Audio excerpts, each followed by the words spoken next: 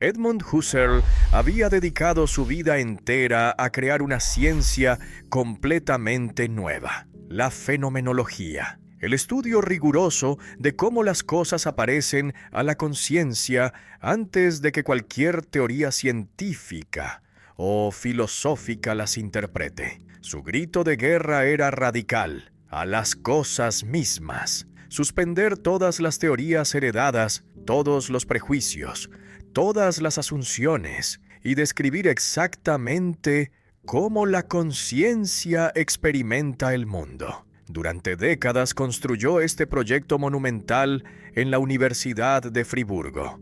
Formó discípulos brillantes que llevarían la fenomenología al futuro. El más prometedor de todos era un joven asistente llamado Martin Heidegger, a quien Husserl consideraba su heredero intelectual, el único que realmente comprendía la profundidad del proyecto fenomenológico. Pero cuando Heidegger publicó Ser y Tiempo en 1927, Husserl quedó devastado. Su discípulo más brillante había transformado completamente la fenomenología en algo que él no podía reconocer. Donde Husserl buscaba fundamentos absolutos y certeza apodíctica, Heidegger hablaba de finitud humana y temporalidad existencial. La traición intelectual estaba consumada. Lo que ninguno de los dos sabía era que esta ruptura definiría el destino de toda la filosofía del siglo XX. Un profesor de matemáticas había pasado décadas enseñando verdades que todos aceptaban como objetivas. 2 más 2 son 4. El teorema de Pitágoras es válido. Los números primos son infinitos. Estas verdades no dependen de opiniones, culturas, épocas. Son universales, necesarias, eternas. Pero cuando intentaba explicar por qué eran verdaderas, la filosofía dominante de su tiempo lo obligaba a una respuesta que lo horrorizaba. Porque así funciona la mente humana. Porque nuestro cerebro está estructurado para pensar de esta manera. Porque la evolución nos programó con estos patrones de pensamiento. Esta respuesta reducía las verdades lógicas a hechos sobre cómo los humanos piensan. Era para él una traición devastadora a la objetividad misma. Si 2 más 2 son 4 solo porque nuestros cerebros están cableados así, entonces, ¿qué impide que cerebros diferentes piensen que 2 más 2 son 5? Si las leyes de la lógica son solo regularidades psicológicas sobre cómo los humanos razonan, entonces la lógica pierde toda autoridad normativa. No podría decirnos cómo debemos pensar, sino solo cómo de hecho pensamos. Esta reducción de lo normativo a lo descriptivo destruiría los fundamentos de toda ciencia. La crisis intelectual que esta reducción generaba no era solo personal, sino civilizacional. La filosofía se había perdido completamente en especulaciones abstractas que no tenían contacto con lo que realmente experimentamos. Los filósofos construían sistemas metafísicos elaborados sobre la naturaleza última de la realidad, si el mundo es material o espiritual, si Dios existe, si el alma es inmortal sin preguntarse primero, ¿cómo es posible que cualquier cosa aparezca ante la conciencia? Era como construir castillos en el aire sin verificar si el terreno puede sostenerlos. El grito que resonaría a través del siglo XX surgió desde esta desesperación.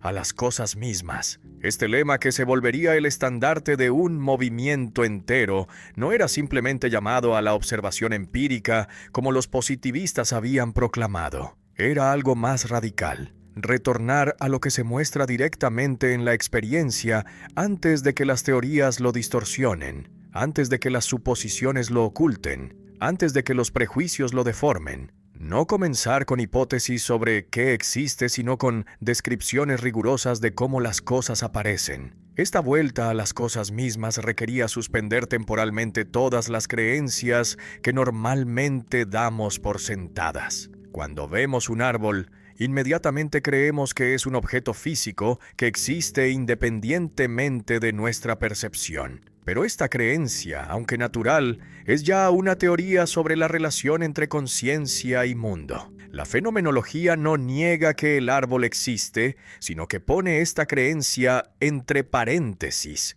para examinar exactamente cómo aparece el árbol en la experiencia antes de que decidamos si existe o no independientemente. ¿Por qué este retorno al comienzo absoluto?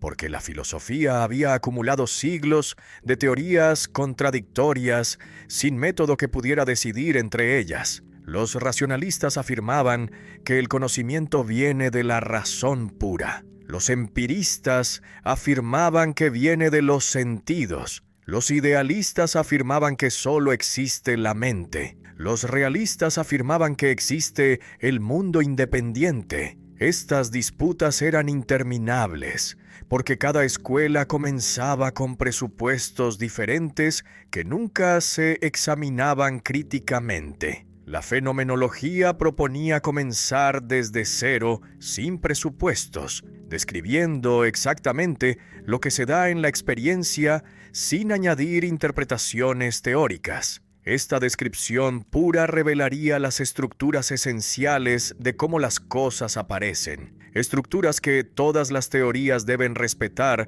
si quieren corresponder a la experiencia real. Era la búsqueda de un fundamento absoluto, un punto de Arquímedes, desde el cual toda filosofía podría reconstruirse sobre bases seguras. Pero el gesto de volver a las cosas mismas era más fácil de proclamar que de realizar. ¿Cómo exactamente suspendemos nuestras creencias naturales? ¿Cómo evitamos que las teorías que ya conocemos influyan en lo que vemos? ¿Cómo distinguimos entre lo que realmente se da en la experiencia y lo que añadimos mediante interpretación? Estas preguntas metodológicas requerirían décadas de trabajo, elaborando técnicas cada vez más sofisticadas para purificar la descripción de todos los elementos teóricos que contaminan la experiencia ordinaria. El gesto filosófico más extraño de la modernidad no consiste en negar que el mundo existe,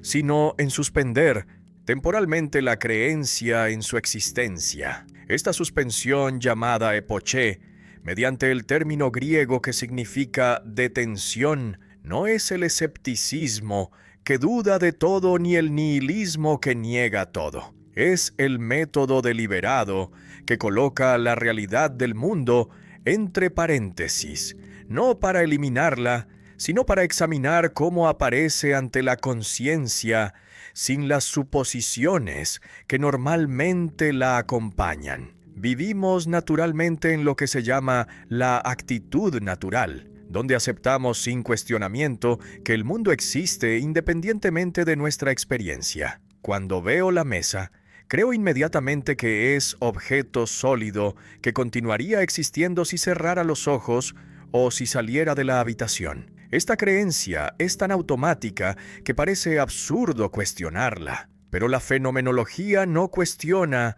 si la creencia es verdadera, sino si debemos comenzar asumiéndola cuando intentamos entender la naturaleza de la experiencia. La epoché no cambia nada en la experiencia misma. La mesa continúa apareciendo exactamente como aparecía antes. Lo que cambia es mi relación con la creencia sobre su existencia independiente. En lugar de vivir en esta creencia, la observo como creencia. En lugar de asumir automáticamente que corresponde a la realidad, examino su estructura sin comprometerme con su validez. Esta distancia reflexiva abre un espacio donde puedo investigar cómo la creencia en el mundo se constituye en la experiencia. ¿Cómo exactamente se realiza esta suspensión? No es decisión voluntaria simple como decidir no creer algo. La creencia en el mundo está tan arraigada que no podemos simplemente apagarla mediante un acto de voluntad. La epoché es más sutil. No elimino la creencia, sino que cambio mi foco de atención desde lo creído hacia el acto de creer mismo. En lugar de estar absorto en el mundo que aparece, me vuelvo consciente reflexivamente de que hay una conciencia para la cual el mundo aparece. Esta reflexión revela algo asombroso. El mundo que había parecido ser simplemente ahí afuera, independiente de mí, se revela como correlato de mi experiencia. No puedo hablar coherentemente del mundo excepto como lo que aparece en la experiencia. Incluso cuando afirmo que el mundo existe, independientemente de la experiencia, esta afirmación tiene sentido únicamente dentro de la experiencia que la formula. Esta dependencia del sentido del mundo respecto de la conciencia que lo experimenta es el descubrimiento fundamental que la epoché hace posible. Pero la suspensión del mundo genera la pregunta inquietante: ¿no es esta una forma de solipsismo que nos encierra en la conciencia privada sin acceso a la realidad? Esta objeción malinterpreta completamente el procedimiento. La epoché no niega que hay realidad más allá de la conciencia, sino que pone entre paréntesis esta suposición para examinar exactamente cómo se constituye el sentido de realidad más allá de la conciencia dentro de la experiencia. No es rechazo del mundo, sino cambio de actitud que permite investigar las estructuras de cómo el mundo aparece. La diferencia entre la actitud natural y la actitud fenomenológica es como la diferencia entre usar un instrumento y examinar cómo funciona el instrumento.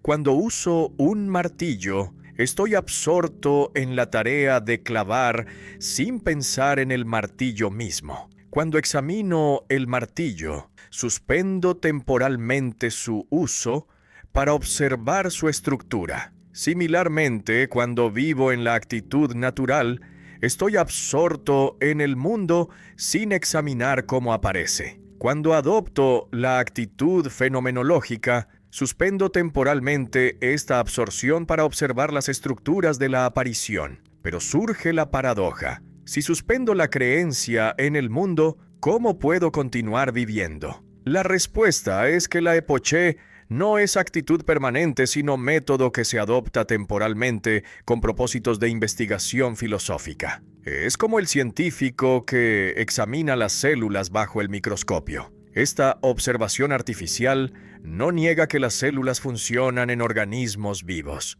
Simplemente las aísla temporalmente para estudiarlas más cuidadosamente. La fenomenología aísla la experiencia de las creencias que normalmente la acompañan para estudiar sus estructuras esenciales. La capacidad de suspender la actitud natural no es natural, sino habilidad adquirida que requiere entrenamiento. La mayoría de las personas, cuando intentan la epoché, por primera vez encuentran casi imposible mantener la suspensión. Las creencias naturales sobre el mundo son tan fuertes que constantemente se reafirman sin que lo notemos.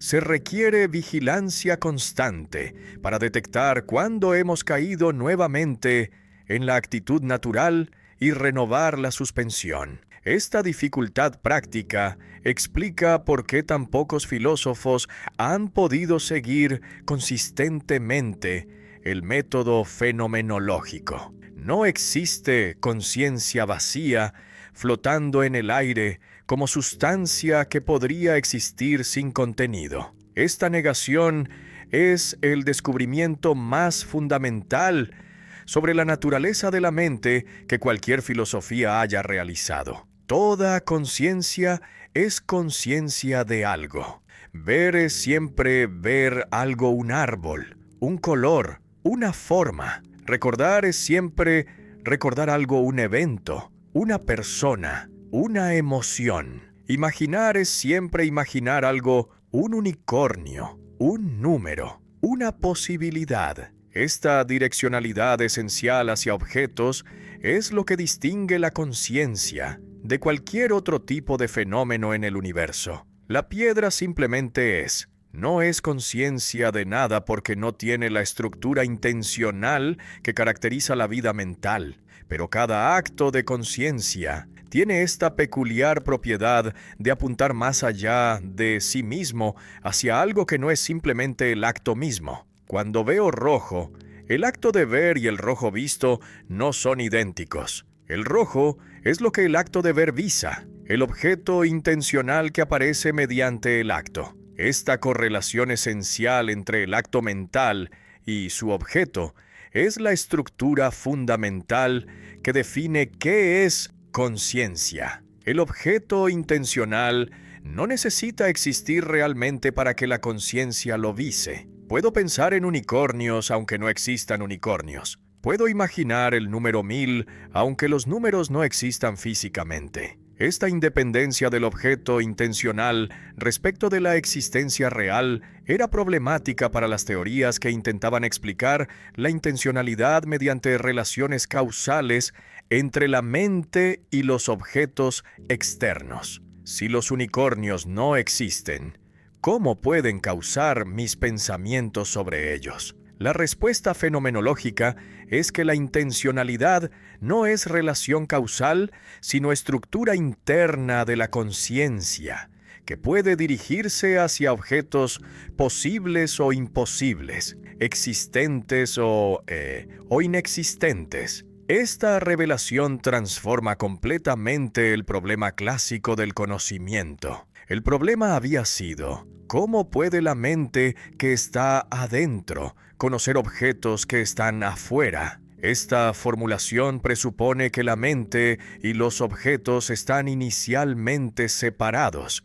y que debe establecerse alguna conexión entre ellos. Pero la intencionalidad revela que esta separación es artificial. La conciencia no está nunca adentro, separada de los objetos afuera, sino que está siempre ya dirigida hacia objetos. No hay problema de cómo salir de la mente hacia el mundo, porque la mente es esencialmente apertura al mundo. Pero la intencionalidad no significa que creamos los objetos mediante el acto de ser conscientes de ellos. Esta malinterpretación idealista confunde la dependencia del sentido con la dependencia de la existencia. El árbol que veo tiene su sentido como árbol únicamente en relación con mi acto de verlo. Si nadie pudiera ver árboles, árbol no tendría significado. Pero esto no implica que el árbol mismo depende de mi acto de verlo para existir. La existencia del árbol es cuestión que la Epoché pone entre paréntesis. Lo que la fenomenología estudia no es si el árbol existe, sino cómo aparece con el sentido específico de ser árbol. La estructura intencional revela que diferentes actos pueden dirigirse hacia el mismo objeto de maneras diferentes. Puedo ver el árbol, recordar el árbol, imaginar el árbol, dudar de la existencia del árbol. En todos estos casos, el objeto intencional es el árbol, pero la manera de darse cambia según el tipo de acto. En la percepción, el árbol aparece como presente directamente ante los sentidos. En el recuerdo, aparece como ausente en el pasado. En la imaginación, aparece como posible en lugar de actual. Estas diferentes maneras de darse del mismo objeto constituyen los modos intencionales que la fenomenología debe describir cuidadosamente. La intencionalidad no es solo propiedad de algunos actos mentales, sino la estructura que define todos los actos conscientes sin excepción. Incluso las emociones son intencionales. El miedo es siempre miedo de algo. El amor es siempre amor hacia alguien. La alegría es siempre alegría por algo. No existen emociones puras, sin objeto. Esta intencionalidad de las emociones significa que no pueden entenderse simplemente como estados corporales, sino como maneras de relacionarse intencionalmente con objetos que importan. El análisis de la intencionalidad revela también que hay diferentes niveles de complejidad. Algunos actos son simples como la percepción inmediata de un color. Otros son complejos como el juicio que afirma que algo es el caso. Algunos son fundantes como la percepción que presenta directamente un objeto. Otros son fundados como el recuerdo, que presupone una percepción previa. Esta jerarquía de actos intencionales muestra que la vida consciente tiene estructura sistemática en lugar de ser flujo caótico de experiencias desconectadas. ¿Qué importa si este árbol que veo existe realmente o es alucinación, si es físico o es sueño? Para la fenomenología, esta pregunta sobre la existencia factual es completamente secundaria. Lo que importa es cómo aparece el árbol, qué estructuras esenciales tiene su aparición, qué hace que esta experiencia sea experiencia de árbol en lugar de experiencia de otra cosa. Esta indiferencia radical respecto de la existencia factual es lo que distingue la reducción fenomenológica de cualquier investigación empírica que presupone la realidad de lo que investiga. La actitud natural vive obsesionada con la distinción entre lo real y lo irreal. Cuando vemos algo, inmediatamente preguntamos, ¿es realmente lo que parece o estoy equivocado? Esta preocupación por la realidad oculta algo más fundamental, que tanto la percepción verídica como la alucinación comparten estructuras experienciales comunes que pueden describirse independientemente de la cuestión de la existencia. El árbol alucinado aparece con las mismas características espaciales, temporales, perceptuales que el árbol real. La diferencia entre ambos no está en cómo aparecen, sino en su estatus ontológico, que solo se determina mediante investigaciones posteriores. Esta suspensión de la cuestión de existencia no es pérdida sino ganancia, porque permite acceder a un campo completamente nuevo de investigación. El campo trascendental de la conciencia pura, donde se constituyen todos los sentidos posibles. Trascendental no significa separado del mundo, sino anterior al mundo en el orden de la constitución del sentido. Antes de que pueda haber mundo con objetos que existen o no existen, debe haber conciencia que puede conferir sentido de mundo y objeto y existencia. La reducción fenomenológica nos mueve desde la actitud natural que vive en el mundo hacia la actitud trascendental que investiga cómo el mundo se constituye como mundo en la experiencia. Pero hay reducción más profunda todavía, la reducción eidética que pasa del particular al universal, del hecho a la esencia. No me interesa este árbol específico que veo ahora, sino la estructura esencial de qué es experimentar un árbol en general. No me interesa este recuerdo particular, sino la estructura universal de qué hace que cualquier experiencia sea recuerdo en lugar de percepción o imaginación. Esta búsqueda de estructuras invariantes que permanecen idénticas a través de todas las variaciones particulares es lo que convierte la fenomenología en ciencia eidética en lugar de ciencia de hechos. El método de la variación imaginativa permite acceder a estas estructuras esenciales. Imagino el árbol con diferentes colores, tamaños, formas. Imagino percibirlo desde diferentes ángulos, distancias, condiciones de iluminación. En cada variación, algo cambia y algo permanece. Lo que cambia es accidental, lo que permanece es esencial. Si imagino el árbol sin extensión espacial, la experiencia colapsa porque la espacialidad es esencial a la percepción de objetos físicos. Si imagino el árbol sin color particular, la experiencia continúa porque el color específico es accidental, aunque tener algún color es esencial. Esta reducción eidética, que busca esencias en lugar de hechos, distingue radicalmente la fenomenología de la psicología empírica. La psicología estudia cómo los humanos de hecho piensan, perciben, recuerdan, según las regularidades que la observación empírica descubre. La fenomenología estudia las estructuras esenciales que hacen posible que cualquier pensamiento, percepción, recuerdo pueda ocurrir, independientemente de las peculiaridades empíricas de los sujetos humanos. La psicología es ciencia de hechos sobre la mente humana. La fenomenología es ciencia de esencias sobre la conciencia en general. Pero surge la objeción.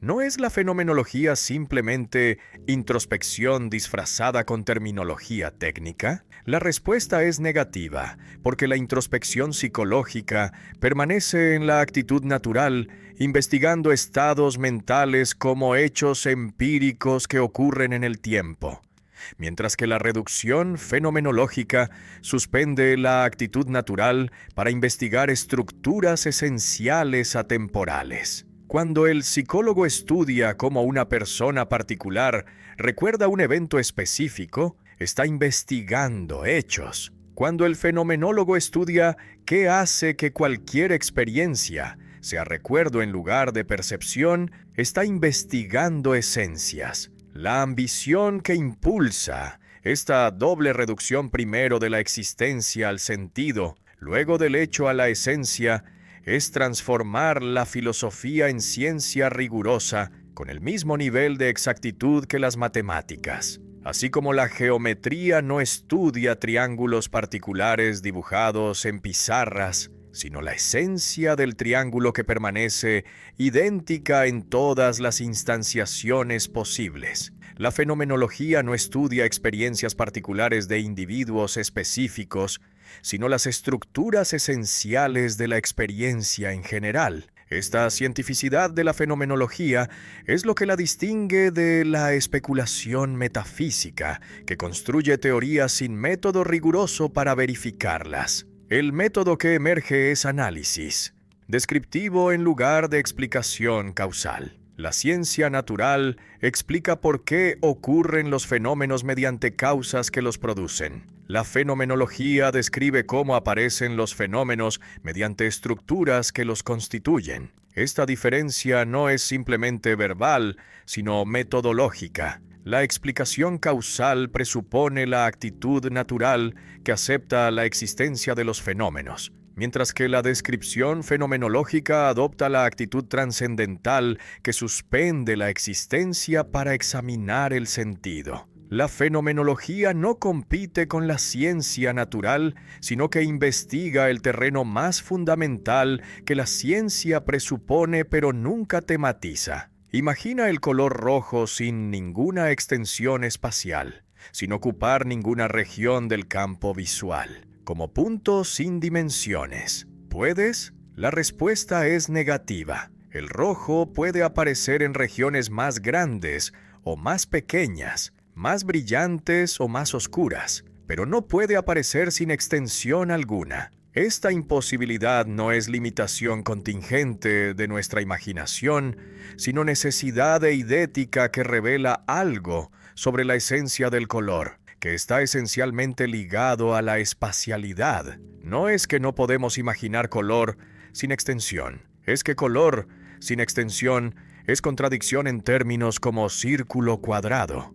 La esencia, eidos, que la fenomenología busca no es concepto abstracto que extraemos de casos particulares mediante generalización empírica. Es la estructura invariante sin la cual el fenómeno no podría ser lo que es, lo que permanece necesariamente idéntico a través de todas las variaciones posibles. Cuando variamos imaginativamente todos los aspectos del rojo, su tono, saturación, brillo, localización, hay características que pueden cambiar manteniendo la experiencia como experiencia de rojo, y características cuyo cambio destruiría la experiencia completamente. Las segundas son esenciales, las primeras son accidentales. Este método de variación imaginativa no es juego arbitrario, sino técnica rigurosa para acceder a estructuras que no pueden observarse directamente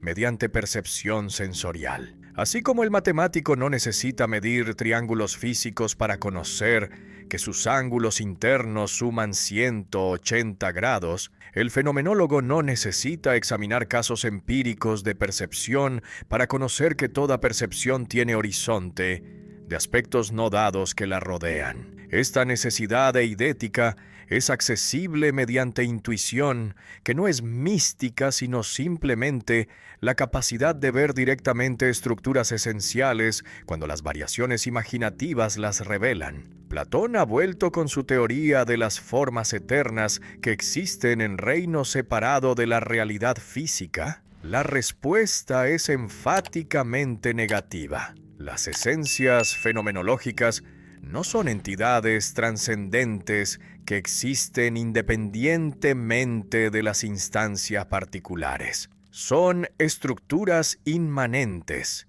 que se dan en la experiencia de las instancias particulares cuando adoptamos la actitud que busca lo invariante en lugar de lo variable. El rojo no existe en mundo de las ideas platónico, sino que es la estructura que se manifiesta en cada experiencia de algo rojo cuando atendemos a lo que hace que la experiencia sea experiencia de rojo. La diferencia entre intuición sensible, que capta particulares, e intuición eidética, que capta esencias, no es diferencia entre dos facultades separadas, sino diferencia en cómo dirigimos la atención. Cuando veo este árbol particular, puedo atender a sus características individuales que lo distinguen de otros árboles, o puedo atender a la estructura general de qué es experimentar árboles en general. La segunda actitud es intuición eidética, que emerge cuando uso la variación imaginativa para neutralizar los aspectos particulares y revelar los aspectos universales. Pero surge la cuestión epistemológica. ¿Cómo sabemos que hemos capturado realmente la esencia en lugar de simplemente una generalización empírica incompleta? La respuesta es que la intuición eidética auténtica tiene carácter de evidencia apodíctica. Vemos con certeza que no podría ser de otra manera. No es probabilidad basada en inducción desde casos observados, sino necesidad que se manifiesta directamente en la intuición. Cuando veo que el color no puede existir sin extensión, no estoy generalizando desde casos, sino viendo directamente una conexión necesaria que ninguna variación imaginativa puede disolver. Esta evidencia apodíctica distingue el conocimiento eidético del conocimiento empírico, que siempre permanece probable en lugar de necesario. Todas las observaciones empíricas que he hecho sugieren que el sol saldrá mañana, pero es concebible que no salga. Ninguna variación imaginativa puede concebir coherentemente color sin extensión porque la conexión es necesaria en lugar de contingente. Esta necesidad no viene de limitaciones de nuestra imaginación, sino de la naturaleza misma de las esencias que investigamos.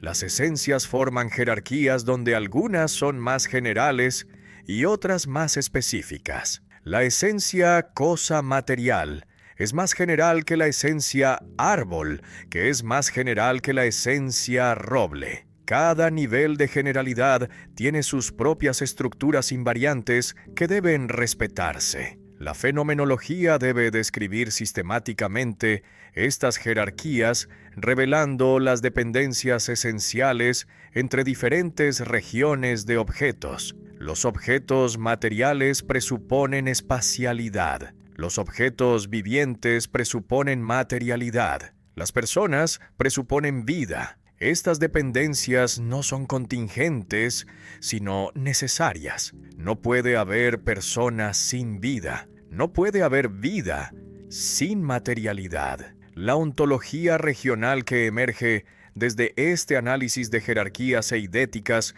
proporciona fundamentos para las ciencias particulares. La física presupone la ontología de la naturaleza material. La biología presupone la ontología de lo viviente. La psicología presupone la ontología de lo mental.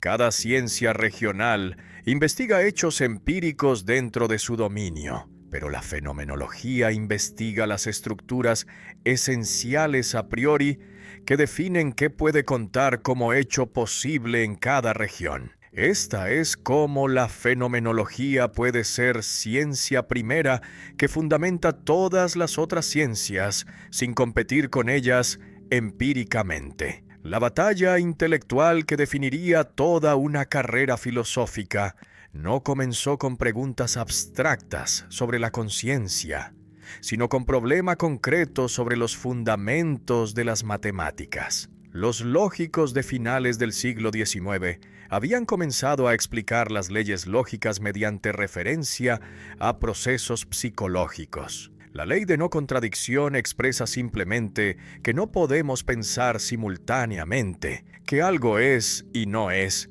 El modus ponens describe cómo de hecho razonamos desde premisas a conclusiones. Esta reducción de la lógica a psicología parecía naturalizar el razonamiento, eliminando la necesidad de entidades abstractas misteriosas como verdades eternas o leyes del pensamiento puro.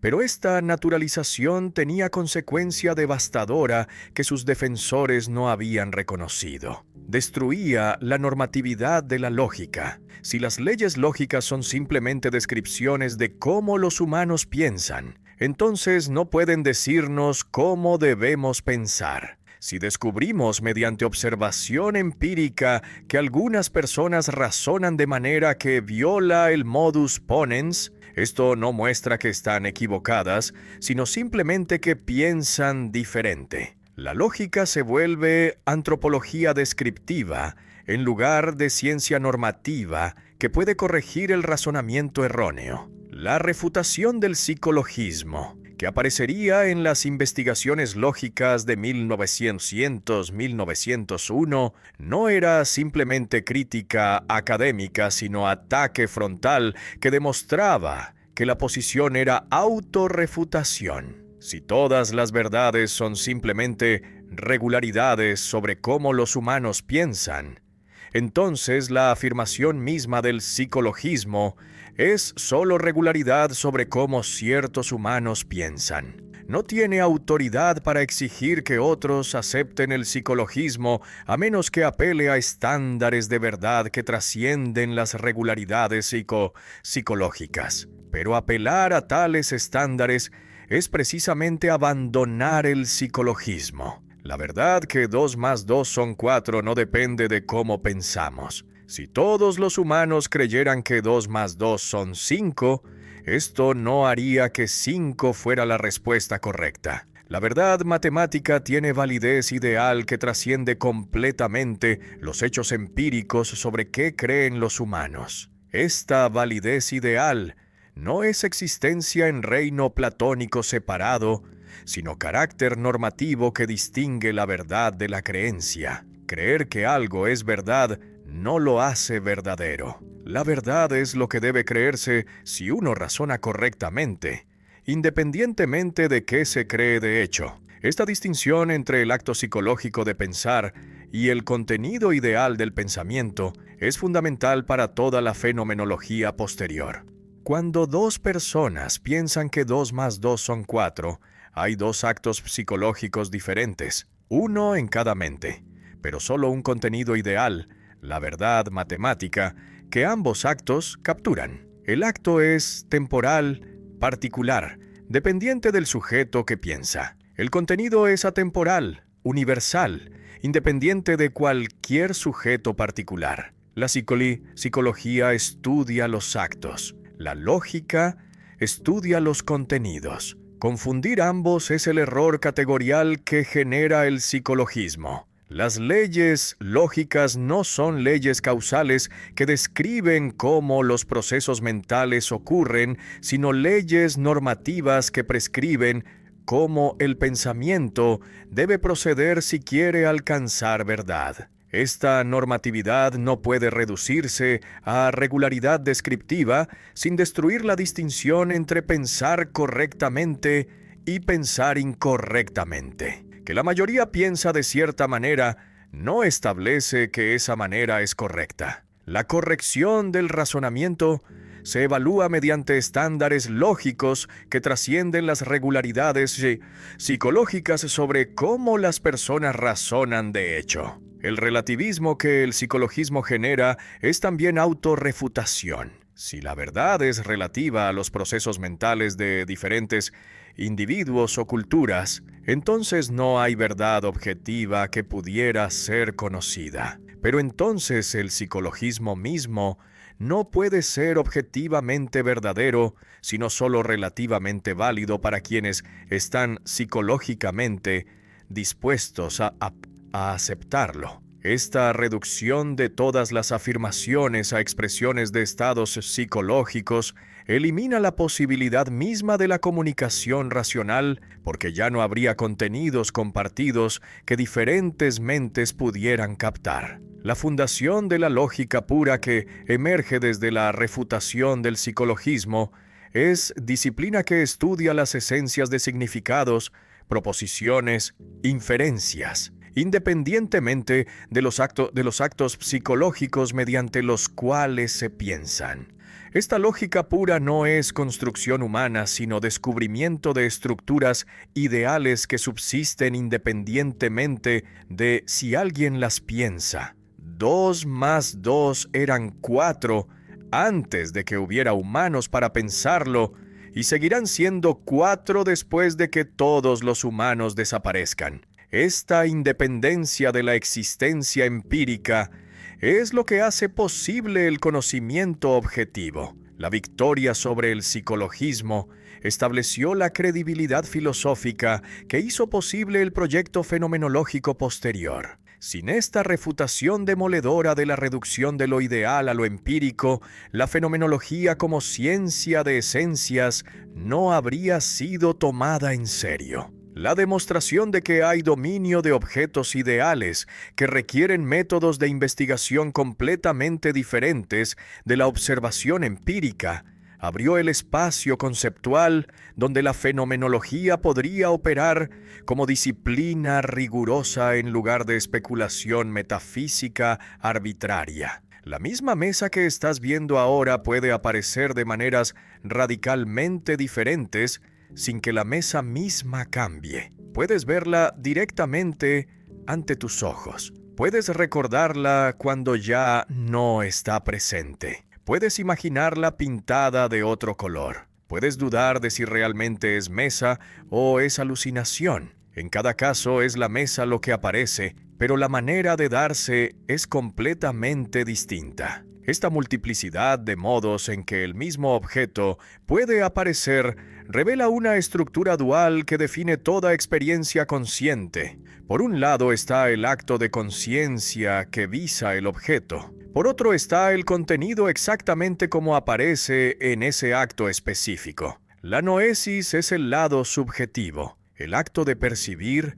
recordar, imaginar, juzgar, dudar, desear. Cada uno de estos actos tiene estructura específica que determina cómo el objeto aparecerá. Cuando percibo la mesa, la experiencia tiene carácter de presencia directa, donde el objeto se da originariamente ante los sentidos. Cuando recuerdo la mesa, la experiencia tiene carácter de ausencia pasada, donde el objeto se presenta como habiendo estado presente. Cuando imagino la mesa, la experiencia tiene carácter de neutralidad respecto de la existencia, donde el objeto aparece como mera posibilidad. El noema es el lado objetivo, el objeto precisamente como aparece en el acto, con todas las determinaciones y el modo de darse que tiene en esa experiencia específica. No es el objeto real que podría existir independientemente de la conciencia, sino el objeto tal como es experimentado en este acto particular. La mesa percibida tiene aspectos que se dan directamente, el lado frontal que veo ahora, y aspectos que permanecen entendidos pero no dados directamente, el lado posterior que no veo pero que sé que está ahí. Estos aspectos dados y no dados constituyen el noema de esta percepción específica. Esta distinción entre noesis y noema no es simplemente dicotomía entre acto psicológico y objeto intencional, sino revelación de que la experiencia tiene estructura correlacional, donde cada tipo de acto corresponde a un tipo específico de contenido. La percepción solo puede tener neonata perceptuales, donde el objeto se da como presente. La memoria solo puede tener neonata mnémicos donde el objeto se da como pasado. Esta correlación necesaria entre acto y contenido es ley fundamental que gobierna toda vida consciente. Pero la relación entre noesis y noema es más compleja que simple correspondencia uno a uno. El mismo noema puede ser objetivo de múltiples noesis diferentes. Puedo percibir la mesa, luego recordar esa percepción, luego imaginar que la percepción fue alucinación. En cada caso, el noema mesa percibida es lo que la conciencia visa, pero el acto que lo visa cambia radicalmente. Esta capacidad de iterar actos sobre actos, de hacer que una experiencia se vuelva objeto de una experiencia nueva, es lo que hace posible la reflexión filosófica misma. La fenomenología no estudia objetos reales como hace la ciencia natural, sino sentidos noemáticos. Cómo los objetos aparecen con significados determinados en correlación con actos específicos. Esta es la revolución metodológica que distingue la fenomenología de cualquier investigación empírica. Cuando el físico estudia la mesa, examina sus propiedades físicas, masa, composición química, estructura molecular. Cuando el fenomenólogo estudia la mesa, examina cómo aparece el sentido mesa en diferentes tipos de experiencias conscientes: percibida, recordada, imaginada, juzgada. El noema tiene estructura compleja que incluye múltiples capas. El núcleo noemático es el objeto tal como es entendido con sus determinaciones específicas. Esta mesa rectangular, de madera, marrón. Los caracteres noemáticos son las modalidades de creencia que acompañan el núcleo, como cierto, como probable, como posible, como dudoso. El sentido noemático completo incluye también el horizonte de anticipaciones sobre cómo el objeto aparecería desde otras perspectivas o en otros modos de experiencia. Esta riqueza estructural del noema revela que incluso la experiencia más simple contiene complejidad que el análisis fenomenológico debe desplegar. La identidad del objeto a través de múltiples experiencias diferentes se constituye mediante síntesis noemáticas, donde los neonata parciales se unifican referenciándose al mismo objeto polo. Cuando veo la mesa desde el frente y luego camino alrededor para verla desde atrás, tengo dos neonata perceptuales diferentes, porque los aspectos dados son diferentes, pero ambos se refieren al mismo objeto idéntico que se manifiesta a través de estos perfiles diferentes. Esta síntesis identifica que unifica multiplicidad de apariciones en identidad del objeto aparente, es logro fundamental de la conciencia intencional. Pero surge la pregunta inquietante: ¿no es el noema simplemente el objeto mismo visto desde cierta perspectiva? La respuesta es negativa, porque el noema incluye componentes que no pertenecen al objeto real, sino a cómo aparece en la experiencia. Cuando percibo la mesa, el noema incluye no solo las propiedades que atribuyo a la mesa, sino también la manera de darse como presente en persona. El carácter de certeza perceptual, el horizonte de aspectos entendidos. Estos componentes pertenecen a la estructura de la experiencia, en lugar de al objeto experimentado. Esta distinción entre objeto real y objeto noemático es crucial para evitar malentendidos sobre qué investiga la fenomenología. No estudia cómo son los objetos independientemente de la experiencia, esto es tarea de las ciencias empíricas, sino cómo los objetos se constituyen como objetos con sentido dentro de la experiencia. El análisis noemático revela las estructuras de sentido que hacen posible que cualquier cosa aparezca como algo determinado para una conciencia. Sin estas estructuras noemáticas, no habría mundo inteligible, sino solo caos de sensaciones sin significado. ¿Cómo es posible escuchar una melodía cuando solo una nota suena en cada momento? Esta pregunta, que parece trivial, contiene el problema más profundo y más difícil que la fenomenología debe resolver. Si la conciencia existiera únicamente en el presente instantáneo, entonces solo podríamos experimentar la nota que suena ahora. La nota anterior ya desapareció. La nota siguiente aún no existe, pero la experiencia de la melodía requiere que de alguna manera retengamos las notas pasadas y anticipemos las notas futuras, porque la melodía no es simplemente sucesión de notas aisladas, sino unidad temporal, donde cada nota adquiere sentido por su lugar en la secuencia total. El presente vivido no es el instante matemático sin duración, sino lo que se llama presente vivo, que tiene espesor temporal. Cuando escuchas la nota que suena ahora, esta experiencia incluye 3 componentes temporales que operan simultáneamente. La impresión originaria es la fase que capta la nota en su presencia actual. La retención es la modificación mediante la cual la nota que acabó de sonar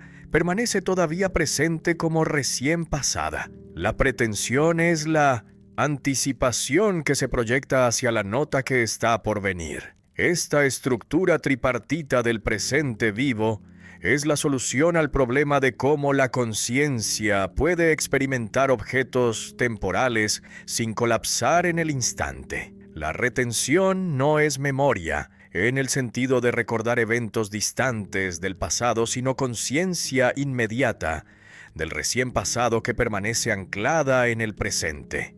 Cuando la primera nota de la melodía termina, no desaparece completamente de la conciencia, sino que es retenida como trasfondo del presente sobre el cual la segunda nota se destaca. Esta retención continúa operando cuando llega la tercera nota, de modo que tenemos simultáneamente la tercera nota en impresión originaria, la segunda en retención primaria, la primera en retención secundaria. La pretensión completa la estructura hacia el futuro mediante anticipación de lo que vendrá. Esta anticipación no es predicción consciente, sino intención vacía que se dirige hacia el momento siguiente, esperando que se llene con contenido determinado. Cuando escuchamos melodía familiar, la pretensión es específica. Anticipamos la nota siguiente que conocemos. Cuando escuchamos melodía nueva, la pretensión es indeterminada. Anticipamos que habrá nota siguiente, pero no sabemos cuál. Esta estructura de pretensión es lo que hace posible la experiencia de sorpresa cuando lo que realmente viene difiere de lo anticipado. El flujo de la conciencia temporal no es sucesión de momentos discretos como cuentas en un collar, sino continuidad, donde cada fase se funde con las fases adyacentes mediante retenciones y pretensiones que las conectan. Este flujo no ocurre en el tiempo, sino que es la constitución del tiempo mismo. El tiempo objetivo que medimos con relojes presupone esta temporalidad más fundamental de la conciencia, que genera la experiencia de pasado, presente y futuro. Sin esta temporalidad constituyente, no habría experiencia temporal alguna, sino solo serie incomprensible de estados instantáneos sin conexión. Pero la teoría genera paradoja inquietante. Si describimos cómo la conciencia constituye el tiempo, ¿no estamos ya usando conceptos temporales, antes, después, simultáneo, para explicar la génesis del tiempo? Esta circularidad parece amenazar toda la teoría. La respuesta es que hay niveles diferentes de temporalidad. La temporalidad constituyente es la estructura de la conciencia que hace posible la experiencia del tiempo. La temporalidad constituida es el tiempo objetivo que aparece como propiedad de los objetos experienciados. La descripción fenomenológica opera en el nivel constituyente, pero debe usar lenguaje que inevitablemente toma metáforas del nivel constituido. Esta es tensión irresoluble en cualquier intento de describir cómo se origina el tiempo. La síntesis pasiva del tiempo revela que la unificación de las fases temporales no requiere acto activo de la conciencia que deliberadamente las conecte. La conexión ocurre automáticamente mediante la estructura retencional pretensional que opera sin voluntad ni atención. Esto distingue la síntesis temporal de otras síntesis activas como el juicio, que requiere esfuerzo deliberado. La conciencia del tiempo es pasiva en el sentido de que no la producimos, sino que nos encontramos siempre ya operando en flujo temporal que no elegimos. El problema de los objetos temporales inmanentes complica ulteriormente la teoría. Un objeto temporal inmanente es un contenido de conciencia que se extiende en el tiempo, como una melodía o un pensamiento prolongado. Este objeto debe distinguirse tanto de la conciencia que lo experimenta como de los objetos trascendentes que existen independientemente de la conciencia. La melodía como objeto inmanente tiene duración que se despliega en el tiempo, pero ¿cómo puede tener duración si cada momento de conciencia es instantáneo? La respuesta requiere postular niveles múltiples de temporalidad. El objeto inmanente se constituye en el flujo temporal de actos que lo experimentan, pero el flujo mismo no es objeto, sino la corriente absoluta que hace posible toda constitución temporal. La conciencia absoluta del tiempo es el flujo último, que no puede convertirse en objeto porque es la condición de posibilidad de toda objetivación. Intentar hacer objeto de este flujo genera regresión infinita. Para observar el flujo como objeto, necesitaríamos un flujo de nivel superior que observe el primero, y luego otro flujo que observe el segundo, indefinidamente. Esta imposibilidad de objetivar completamente el flujo temporal de la conciencia marca el límite de la fenomenología reflexiva. Hay dimensión de la subjetividad que permanece necesariamente opaca porque es la condición misma de toda transparencia. La reducción fenomenológica que había suspendido la creencia en el mundo externo revela algo que no puede suspenderse sin contradicción. El ego que realiza la suspensión. Puedo dudar de que existan objetos externos. Puedo poner entre paréntesis la realidad del mundo físico. Pero no puedo dudar de que hay conciencia que duda. No puedo suspender la creencia en el acto mismo de suspensión. Este ego que permanece después de todas las reducciones posibles es lo que se descubre como el fundamento último, absolutamente indubitable, sobre el cual debe construirse toda filosofía. Pero este ego trascendental que la reducción revela no es el ego empírico que estudia la psicología, no es la personalidad con sus características individuales, sus hábitos, sus memorias biográficas. No es el cuerpo viviente con sus procesos fisiológicos. Todos estos aspectos del ego empírico pertenecen al mundo que la Epoché ha puesto entre paréntesis. El ego trascendental es el polo puramente formal de todos los actos intencionales. El yo pienso que acompaña necesariamente toda experiencia consciente sin ser él mismo parte del contenido experimentado. Cada acto intencional tiene estructura de yo veo esto, yo recuerdo aquello, yo imagino lo otro. El yo en estas expresiones no es objeto que podría observarse, sino el punto de referencia desde el cual todos los objetos aparecen. Es el centro de orientación que hace que haya perspectiva en lugar de visión desde ninguna parte. Es el sujeto para el cual hay mundo, en lugar de simplemente acontecimientos que ocurren sin nadie que los experimente. Esta centralidad del ego en toda experiencia posible es lo que Kant había intuido con su doctrina de la unidad sintética de la percepción, la constitución del sentido, que hace posible que cualquier cosa aparezca como algo determinado presupone este ego como fuente última. Los objetos no tienen sentido en sí mismos, sino que adquieren sentido mediante las síntesis intencionales que el ego realiza. Cuando veo la mesa, el sentido mesa se constituye mediante actos complejos, donde unifico perfiles visuales diferentes, anticipo aspectos no vistos, relaciono la experiencia presente con experiencias pasadas, categorizo el objeto según conceptos disponibles. Todas estas operaciones constituyentes presuponen el ego como el que realiza la síntesis que dan sentido. Esta función constituyente del ego conduce hacia posición filosófica que había sido evitada cuidadosamente en fases anteriores. El idealismo trascendental. Si todo sentido se constituye mediante actos del ego trascendental, entonces el mundo como totalidad de objetos con sentido depende esencialmente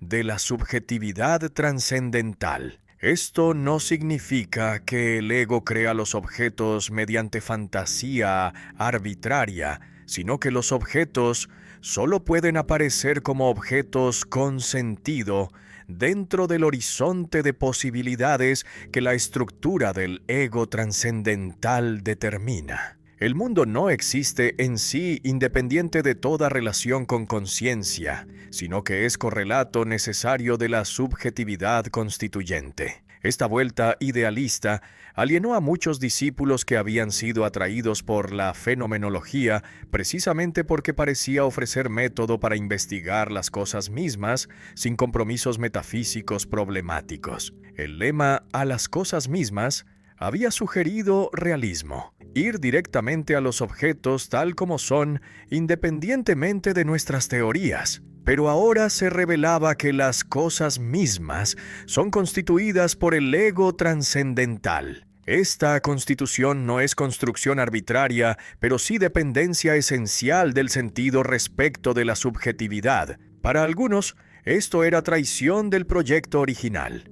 Para otros era la consecuencia inevitable de seguir consistentemente el método fenomenológico. El ego trascendental tiene estructura compleja que incluye múltiples estratos. El ego puro es el polo formal idéntico que permanece el mismo a través de todos los actos cambiantes. Las habitualidades del ego son las disposiciones sedimentadas que resultan de decisiones y experiencias pasadas. Una vez que he tomado posición sobre algo, esta posición se convierte en convicción habitual que condiciona experiencias futuras. El ego personalizado es la unidad de carácter que se desarrolla mediante historia de actos que gradualmente forman estilo personal de experimentar el mundo. Estos estratos muestran que el ego no es punto vacío, sino vida subjetiva concreta con historia y desarrollo. La monadología que emerge desde este análisis del ego trascendental sugiere que cada sujeto es mónada cerrada que constituye el mundo desde su propia perspectiva. Esta imagen parece conducir al solipsismo, donde cada ego está encerrado en su propia esfera de experiencias sin acceso genuino a otros egos. El problema de la intersubjetividad se vuelve urgente. ¿Cómo puede el ego trascendental, que constituye todo sentido, reconocer otros egos que también constituyen sentido? Si todo es mi constitución, ¿no son los otros simplemente objetos en mi mundo, en lugar de sujetos con sus propios mundos? La solución intentada apela a la empatía como manera especial de experimentar otros sujetos. Pero esta solución es notoriamente difícil y ha sido criticada como insatisfactoria. La tensión entre la primacía del ego trascendental y la necesidad de reconocer la intersubjetividad permanece como uno de los problemas no resueltos del sistema. Esta tensión revela quizás el límite de comenzar desde el ego solitario. Tal vez la intersubjetividad no puede derivarse desde la subjetividad solitaria, sino que debe reconocerse como igualmente fundamental desde el principio. Un físico que estudia la caída de los cuerpos mediante ecuaciones diferenciales ha olvidado completamente algo fundamental. Antes de que pudiera haber física, antes de que pudiera haber mediciones, antes de que pudiera haber matematización de la naturaleza, tuvo que haber mundo vivido donde los cuerpos caen de maneras que percibimos directamente. La piedra que suelta desde su mano cae hacia el suelo. Esta experiencia inmediata precede cualquier teoría sobre gravitación, cualquier cálculo de aceleración, cualquier formulación matemática de leyes naturales.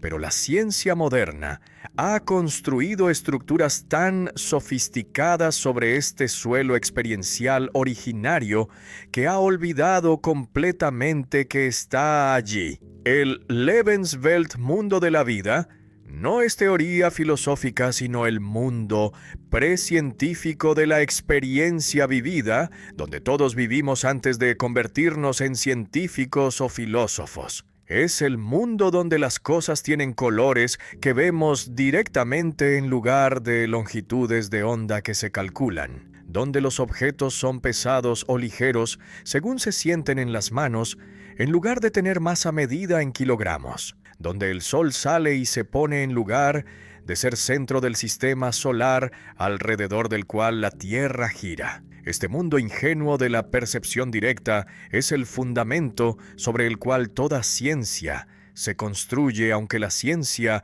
pretenda haberlo reemplazado con descripciones más verdaderas. La ciencia presupone el mundo de la vida en cada paso, pero sistemáticamente lo oculta mediante abstracciones que reemplazan las cualidades vividas con cantidades mensurables. Galileo inauguró esta transformación cuando afirmó que el libro de la naturaleza está escrito en lenguaje matemático: círculos, triángulos, números. Esta matematización, que fue el triunfo de la ciencia moderna, es también la traición de la experiencia originaria. Los círculos matemáticos perfectos no existen en el mundo vivido, donde todos los círculos son aproximaciones imperfectas. Las mediciones exactas presuponen instrumentos que funcionan en el mundo vivido, pero que pretenden capturar realidades que trascienden ese mundo. El abismo que Galileo creó entre la ciencia matematizada y la experiencia vivida tiene consecuencias devastadoras que solo se vuelven evidentes siglos después. La ciencia se desarrolla con éxito técnico espectacular.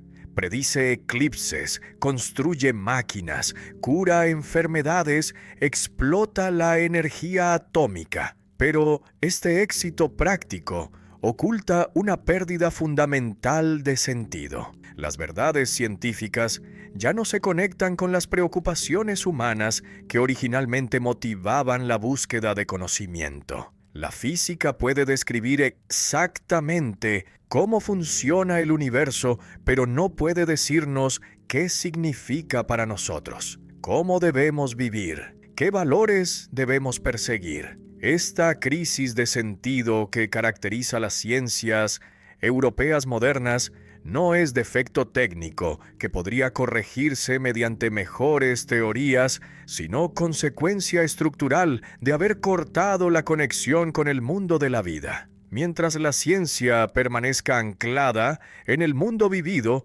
sus descubrimientos tienen relevancia humana directa. Pero una vez que se convierte en sistema autónomo de símbolos matemáticos que se refieren solo a otros símbolos, pierde el contacto con las experiencias que daban sentido a toda la empresa científica. Los científicos continúan trabajando con competencia técnica, pero sin comprender por qué lo que hacen importa más allá de resolver problemas internos al sistema. El positivismo que domina la filosofía de la ciencia moderna agrava la crisis mediante la afirmación de que solo el conocimiento científico matematizado es conocimiento genuino. Todo lo demás, valores, significados, experiencias cualitativas, se descarta como subjetivo, ilusorio, carente de realidad. Esta reducción de la realidad a lo que la ciencia puede medir es para Husserl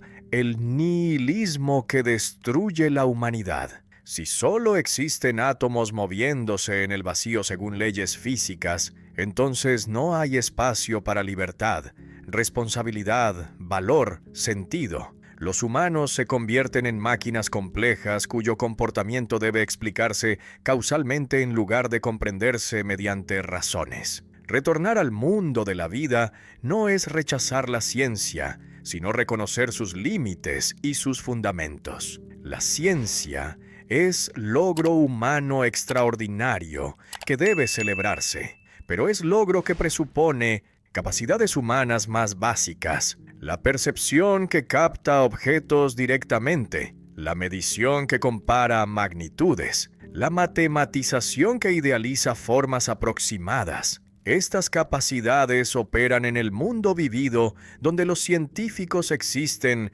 como personas antes de ser científicos, a nada real. La fenomenología del mundo de la vida investiga las estructuras universales que caracterizan este mundo precientífico. Aunque cada cultura tiene su mundo de la vida particular con prácticas específicas, hay estructuras invariantes que todo mundo de la vida debe tener. Debe haber espacialidad, donde los objetos ocupan lugares y se mueven. Debe haber temporalidad, donde los eventos ocurren en sucesión. Debe haber causalidad, donde los cambios tienen causas. Debe haber intersubjetividad, donde múltiples personas comparten el mismo mundo. Estas estructuras a priori del mundo de la vida son más fundamentales que las estructuras de cualquier ciencia particular, porque son condiciones de posibilidad de toda ciencia. El olvido del mundo de la vida es olvido de la humanidad misma. Cuando reducimos la realidad a lo que la ciencia puede medir, perdemos precisamente lo que hace la vida humana significativa. Los valores que nos guían, los proyectos que nos motivan, las relaciones que nos constituyen, las experiencias cualitativas que llenan nuestras vidas. La crisis de las ciencias europeas es crisis de una civilización que ha desarrollado poder técnico inmenso, pero ha perdido comprensión de para qué debería usarse ese poder. Esta crisis solo puede superarse mediante retorno reflexivo al mundo de la vida que la ciencia presupone pero oculta. ¿Cómo sé que otras personas tienen conciencia y no son simplemente robots que se comportan como si fueran conscientes? Esta pregunta, que parece paranoia filosófica, contiene el problema más difícil que enfrenta cualquier filosofía que comienza desde la experiencia del ego individual.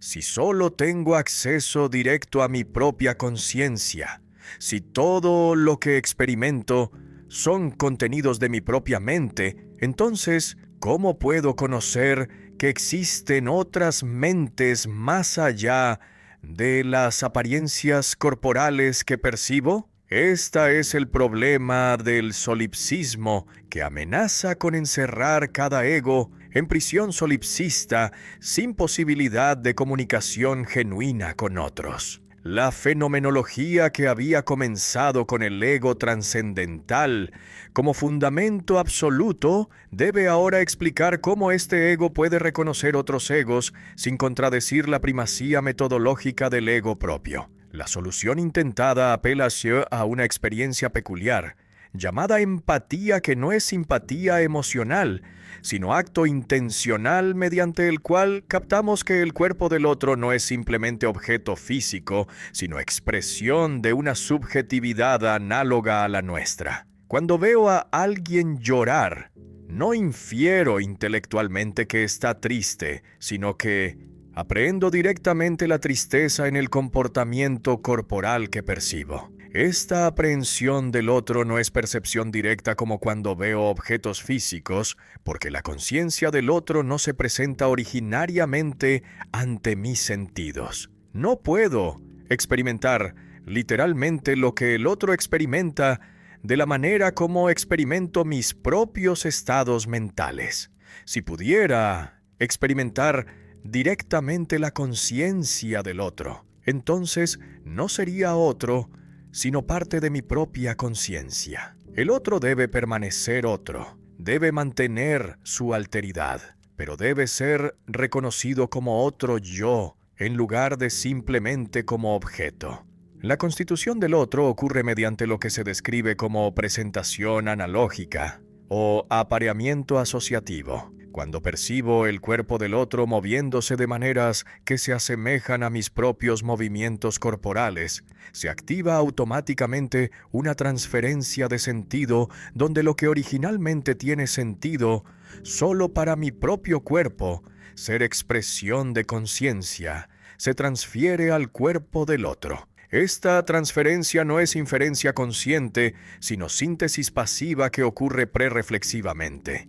Veo inmediatamente el cuerpo del otro como cuerpo viviente animado por conciencia, en lugar de como objeto material inerte. Pero esta explicación de la empatía mediante analogía con mi propia experiencia genera objeciones serias. Si constituyo al otro mediante analogía conmigo mismo, no estoy simplemente proyectando mi propia estructura sobre objetos externos en lugar de reconocer genuinamente subjetividad independiente. Si el sentido del otro se deriva desde mi propia autoexperiencia, ¿no permanezco encerrado en mi propia esfera solipsista donde el otro es solo mi construcción? Esta objeción sugiere que el problema de la intersubjetividad no puede resolverse comenzando desde el ego solitario, sino que requiere reconocer la intersubjetividad como igualmente fundamental desde el principio. Las meditaciones cartesianas,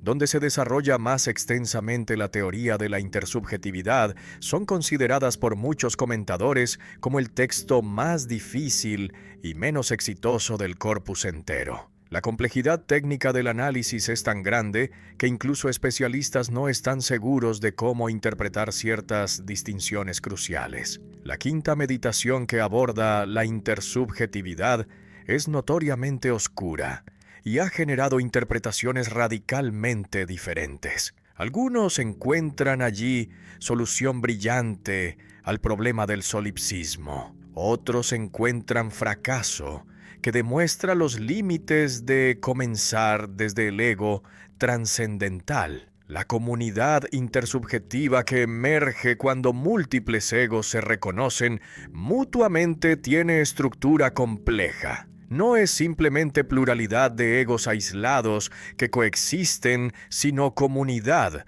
donde los egos se constituyen recíprocamente mediante reconocimiento mutuo. Mi identidad como persona se forma mediante interacciones con otros que me ven de maneras que influyen cómo me veo a mí mismo. El mundo compartido que todos habitamos es constituido intersubjetivamente mediante validaciones mutuas, donde lo que uno experimenta puede confirmarse o contradecirse mediante lo que otros experimentan. Esta intersubjetividad constituyente es fundamento de la objetividad. Un objeto es objetivo no porque existe independientemente de toda conciencia, sino porque es idéntico para múltiples sujetos que pueden verificar mutuamente sus experiencias. La mesa es real en lugar de alucinación porque otros pueden verla también. Esta concordancia intersubjetiva de experiencias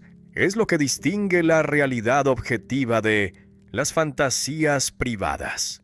Pero esta teoría hace la objetividad depender de la intersubjetividad, lo cual parece invertir el orden natural donde primero hay mundo objetivo y luego múltiples sujetos que lo experimentan. El problema del solipsismo fenomenológico que se plantea es si la teoría realmente escapa del encierro en la conciencia privada o simplemente lo disfraza con lenguaje técnico. Si comienzo desde mi ego trascendental, que constituye todo sentido, entonces el otro ego es constituido por mí como teniendo el sentido otro ego. Pero entonces, ¿no es el otro simplemente contenido de mi conciencia, en lugar de sujeto genuinamente independiente? La respuesta intentada es que, aunque el sentido del otro se constituye en mi experiencia, lo que este sentido refiere es subjetividad genuinamente independiente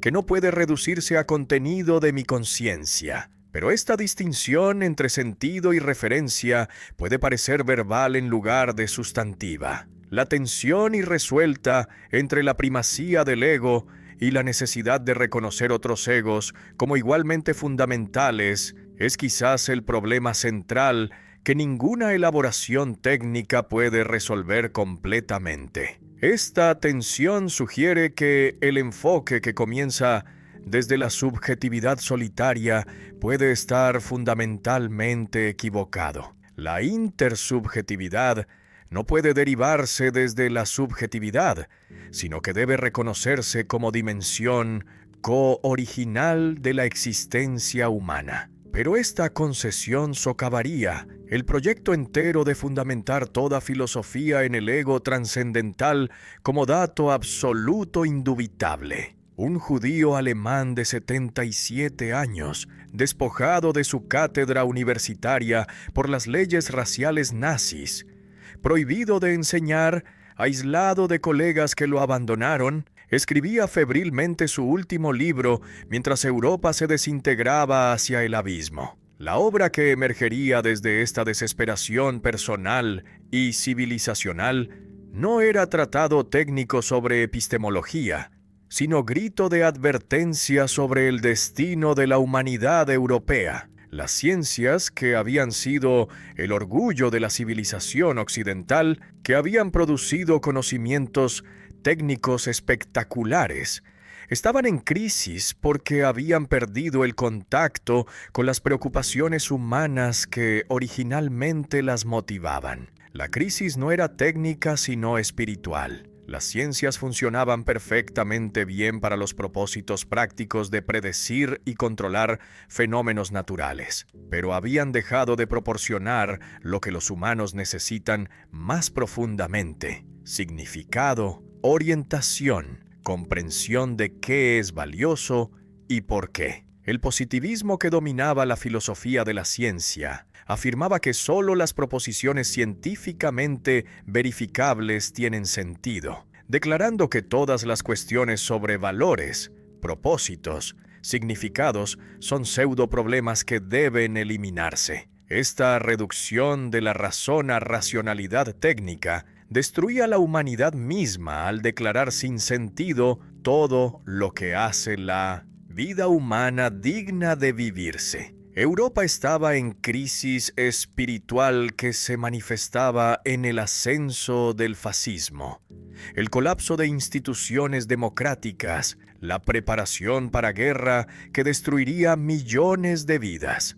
Esta crisis política no era accidente, sino consecuencia de la crisis más profunda del racionalismo occidental, que había perdido la fe en sí mismo. Cuando la razón se reduce a cálculo técnico, cuando los valores se declaran irracionales, cuando el significado se elimina como ilusión, entonces no hay fundamento racional para resistir ideologías que prometen sentido mediante mitos de sangre y suelo. El nihilismo intelectual prepara el terreno para el nihilismo político. La fenomenología se presenta en esta obra final no como ejercicio académico, sino como salvación posible de la racionalidad europea. Si podemos recuperar el mundo de la vida que la ciencia ha olvidado, si podemos reconectar el conocimiento científico con las experiencias vividas que le dan sentido,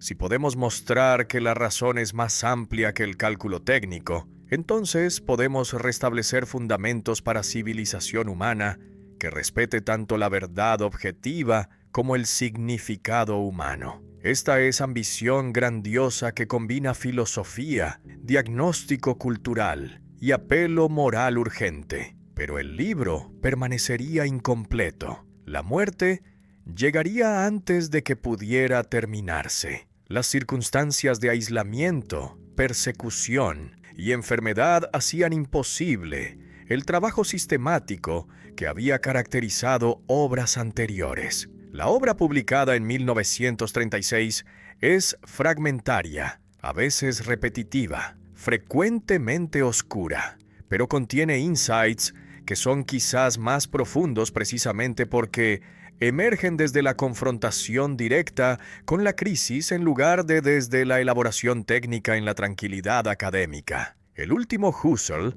que escribe bajo la amenaza del nazismo, ve cosas que el joven Husserl, que buscaba ciencia rigurosa, no podía ver. El tema del olvido del mundo de la vida que domina la obra final representa cambio desde las preocupaciones epistemológicas que habían ocupado el trabajo anterior. Ya no se trata principalmente de fundamentar el conocimiento científico, sino de criticar cómo la ciencia ha perdido el contacto con la vida. Ya no se trata de alcanzar certeza absoluta, sino de recuperar el sentido que hace la ciencia relevante humanamente. Este cambio de énfasis sugiere evolución en el pensamiento que reconoce limitaciones del programa original de filosofía como ciencia rigurosa. La recepción de la obra fue complicada por las circunstancias históricas. Publicada justo cuando la situación política se deterioraba rápidamente, no recibió la atención que merecía.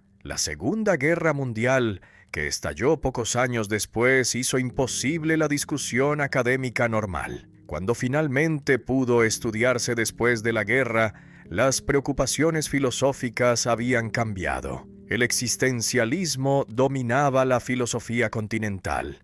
El positivismo lógico dominaba la filosofía analítica. Ninguno tenía mucho interés en proyecto fenomenológico que parecía ya superado, pero con perspectiva histórica, la obra final puede verse como más relevante que nunca. Las advertencias sobre los peligros de reducir la razón a racionalidad técnica resuenan en época donde la tecnología domina cada aspecto de la vida. La insistencia en recuperar el mundo de la vida resuena con movimientos contemporáneos que critican la alienación de la existencia moderna. La conexión entre crisis intelectual y crisis política es obvia en época donde la democracia enfrenta nuevamente desafíos de movimientos que explotan el nihilismo que el relativismo intelectual genera. El último apelo de un filósofo que había dedicado la vida a la búsqueda de certeza absoluta mediante método riguroso es reconocer que el conocimiento técnico no es suficiente para salvación humana. Se requiere también sabiduría sobre cómo vivir, valores que merecen perseguirse, comunidad que da sentido a la existencia individual. La fenomenología que había comenzado como proyecto epistemológico termina como filosofía práctica que aborda las cuestiones existenciales más urgentes. Esta transformación revela quizás la verdad más profunda, que la filosofía no puede separarse de la vida, que pensar es siempre pensar sobre cómo vivir. El sueño que había impulsado toda una vida de trabajo filosófico era simple pero extraordinariamente ambicioso. Transformar la filosofía desde especulación metafísica arbitraria en ciencia rigurosa con el mismo nivel de certeza que las matemáticas, con métodos tan precisos como los de la física, con resultados tan objetivos que cualquier investigador competente debería alcanzar las mismas conclusiones. Esta ambición que se proclamó explícitamente en el artículo programático de 1911, la filosofía como ciencia rigurosa, no era modestia falsa, sino convicción genuina de que finalmente había llegado el momento cuando la filosofía podría superar siglos de disputas estériles mediante la aplicación de método que garantizara progreso acumulativo. Las ciencias naturales habían logrado acuerdos extraordinarios sobre cuestiones que previamente habían sido objeto de controversia interminable. La estructura del sistema solar, la composición de la materia, las leyes del movimiento, Todos estos temas sobre los cuales los filósofos habían especulado durante siglos fueron resueltos definitivamente mediante observación sistemática y experimentación controlada.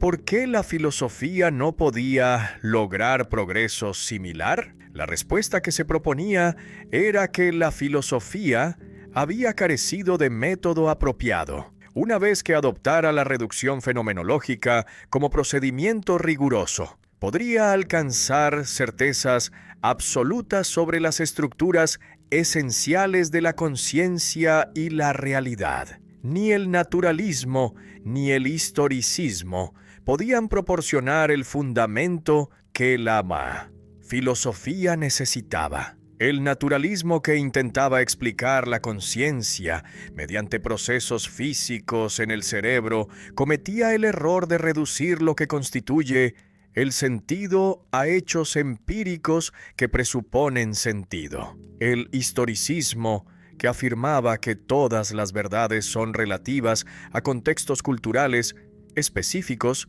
destruía la posibilidad misma de conocimiento objetivo mediante la negación de verdades universales. Ambas posiciones eran formas de escepticismo disfrazado que debían rechazarse si la filosofía iba a cumplir su función de proporcionar fundamentos absolutos para todo conocimiento. La filosofía, como ciencia rigurosa de esencias, investigaría las estructuras universales y necesarias que definen las regiones diferentes del ser.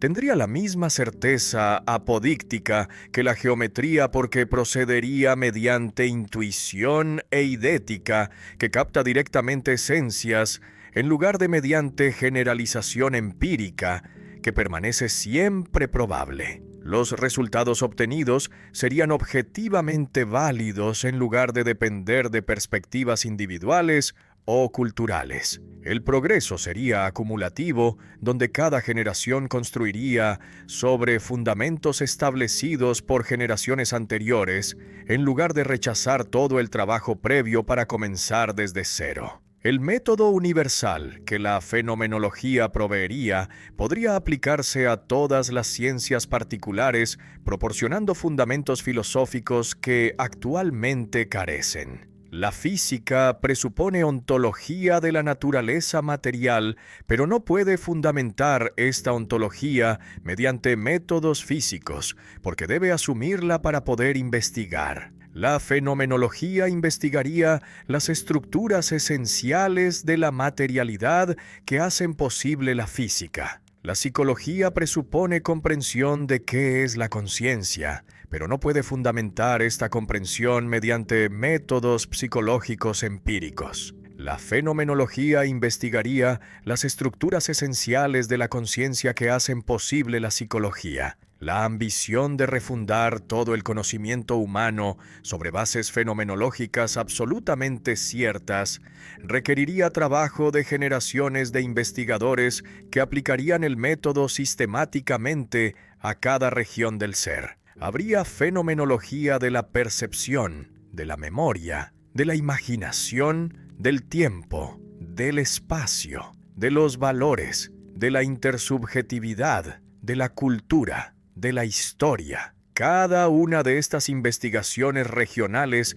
contribuiría a la construcción de sistema filosófico completo que proporcionaría fundamentos últimos para toda ciencia y toda práctica humana. Esta era la visión grandiosa de lo que la fenomenología podría lograr si el método se seguía rigurosamente. Pero nadie siguió el programa completamente. Los estudiantes que inicialmente fueron atraídos por la fenomenología desarrollaron interpretaciones del método que divergían radicalmente de las intenciones del maestro. Algunos enfatizaron la descripción de experiencias vividas en lugar de la búsqueda de esencias universales, transformando la fenomenología en psicología descriptiva que el programa original había rechazado explícitamente. Otros rechazaron la reducción trascendental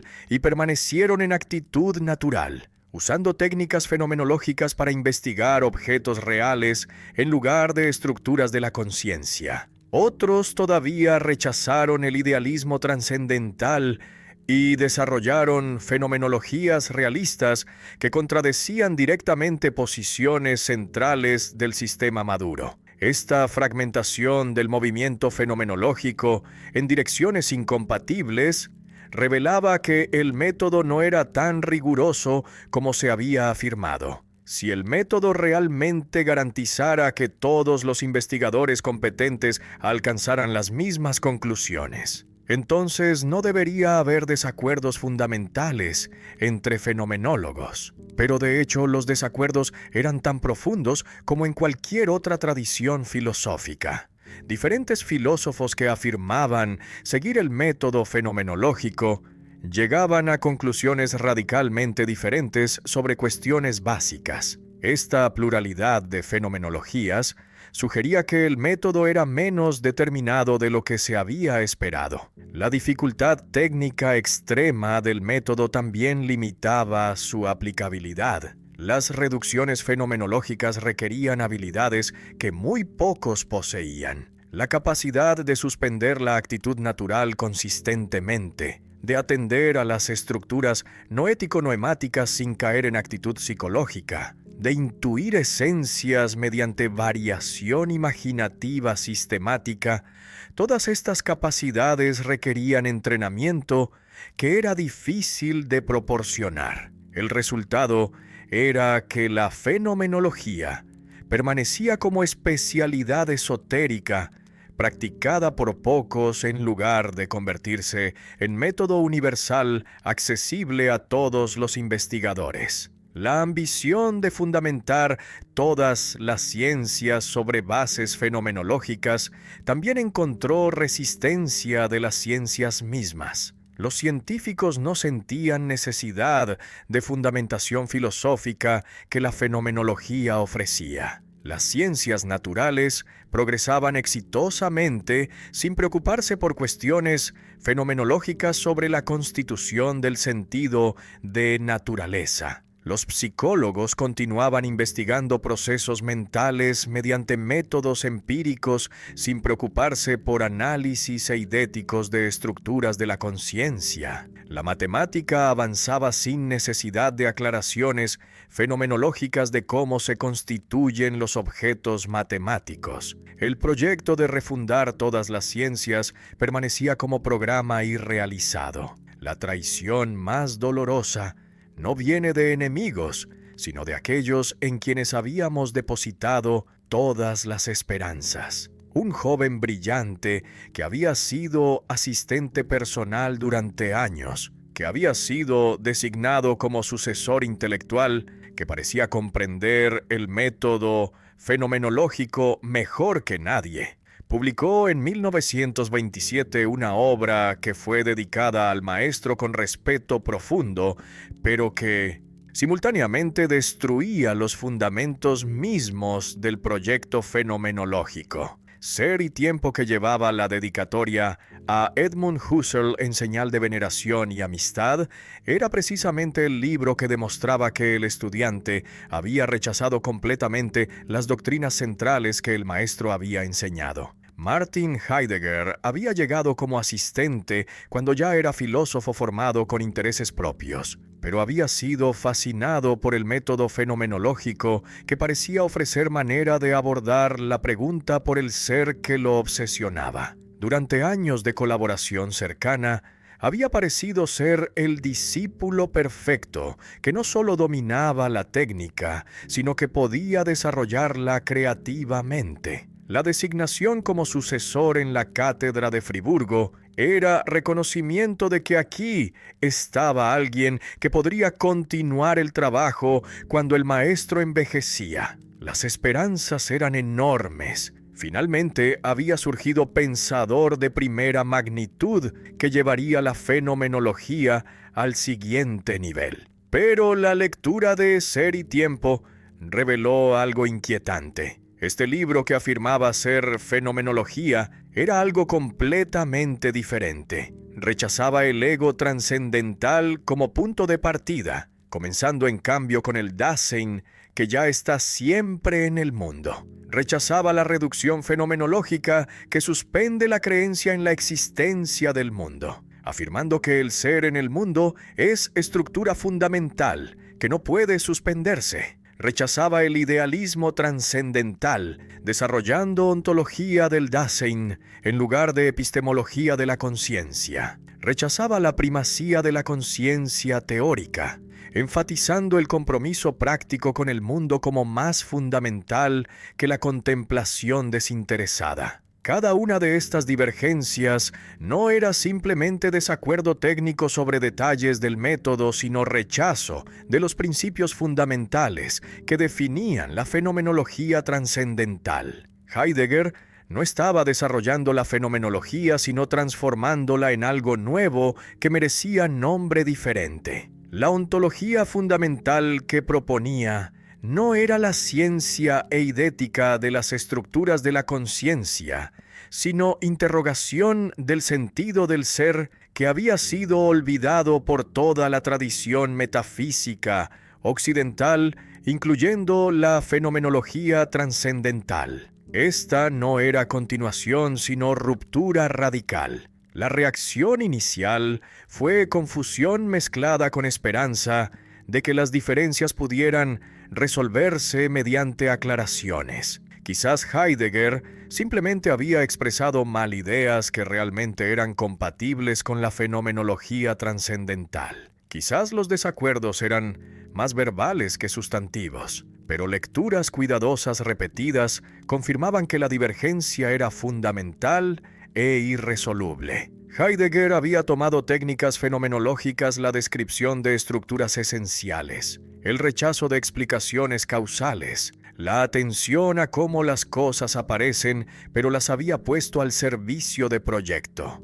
Completamente diferente que rechazaba las tesis centrales del idealismo trascendental. El sentimiento de traición se intensificó cuando se reconoció que Heidegger no estaba simplemente desarrollando una variante de fenomenología, sino proclamando que su ontología fundamental era más profunda que la fenomenología trascendental. La afirmación implícita era que Husserl había permanecido atrapado en problemas epistemológicos heredados de Descartes, mientras que Heidegger había penetrado al problema más fundamental del sentido del ser. Esta inversión de la relación maestro-discípulo, donde el estudiante afirma haber superado al maestro, en lugar de simplemente continuar su trabajo, era insoportablemente dolorosa. La respuesta que eventualmente cristalizaría era rechazo categórico. Esto no es fenomenología. Heidegger había malinterpretado completamente el proyecto fenomenológico mediante el énfasis unilateral en aspectos existenciales a expensas de la fundamentación epistemológica rigurosa. La ontología del Dasein que proponía era antropología filosófica que permanecía en actitud natural en lugar de realizar la reducción trascendental que es la condición de posibilidad de toda filosofía genuinamente radical. Ser y tiempo era regresión hacia problemas metafísicos tradicionales en lugar de progreso hacia clarificación fenomenológica de las estructuras de la conciencia constituyente. Pero la ruptura intelectual se complicó enormemente por circunstancias políticas que transformaron el desacuerdo filosófico en antagonismo personal. Cuando Heidegger aceptó el rectorado de la Universidad de Friburgo en 1933, bajo el régimen nazi y pronunció discursos que apoyaban la revolución nacional, la relación se volvió imposible. Para un judío que estaba siendo progresivamente excluido de la vida académica por leyes raciales, el comportamiento del discípulo que había considerado casi como hijo era traición no solo intelectual sino moral. La prohibición de enseñar, la exclusión de conferencias, el aislamiento que siguió, todo esto ocurría mientras el discípulo disfrutaba posición prominente en la universidad. La complejidad de los sentimientos que esta situación generaba es casi imposible de imaginar. El dolor de ver que el trabajo de toda una vida era rechazado por quien mejor lo había comprendido. La amargura de la ingratitud de alguien cuya carrera había sido posible solo mediante el apoyo del maestro. La confusión de no poder entender cómo alguien tan inteligente podía cometer errores tan graves, tanto filosóficos como políticos. La soledad de estar aislado de la comunidad académica mientras el mundo se desintegraba alrededor. Todo esto convergía en los años finales que deberían haber sido de reconocimiento y honor, pero que fueron de exclusión y desesperación. Las anotaciones marginales que Husserl escribió en su copia personal de Ser y Tiempo revelan la mezcla de admiración por la IA, brillantez técnica y frustración por lo que consideraba malentendidos fundamentales. Algunas páginas están llenas de signos de interrogación. Otras tienen comentarios como «no» o «error». Pero también hay momentos donde reconoce insights valiosos que había sido incapaz de desarrollar. Esta ambivalencia entre reconocer la genialidad del discípulo y rechazar la dirección que había tomado es testimonio de cuán profunda era la herida que la ruptura causó. El destino más extraño que puede ocurrir a un fundador de un movimiento filosófico no es ser olvidado, sino ser recordado por todos, pero seguido ortodoxamente por nadie. 50.000 páginas de manuscritos escritos en taquigrafía compleja quedaron sin publicar en vida, esperando que generaciones futuras descubrieran las verdades que contenían y construyeran sobre los fundamentos que establecían. Pero cuando estos manuscritos finalmente se publicaron décadas después de la muerte, el momento histórico había pasado. La fenomenología ya había sido transformada en direcciones múltiples e incompatibles por herederos que rechazaban precisamente los aspectos del proyecto que el fundador consideraba más esenciales. Heidegger tomó el método fenomenológico, pero rechazó el idealismo trascendental, desarrollando ontología fundamental que invertía completamente las prioridades husserlianas. Sartre adoptó técnicas de descripción fenomenológica, pero las puso al servicio de existencialismo ateo que celebraba la libertad radical en lugar de buscar fundamentos absolutos. Merleau-Ponty enfatizó la corporalidad y la percepción, pero rechazó el ego trascendental, desarrollando fenomenología de la experiencia encarnada que permanecía en contacto con el mundo vivido, en lugar de retirarse a la esfera trascendental. Cada uno de estos herederos heréticos se consideraba fenomenólogo, pero cada uno rechazaba aspectos centrales del proyecto husserliano.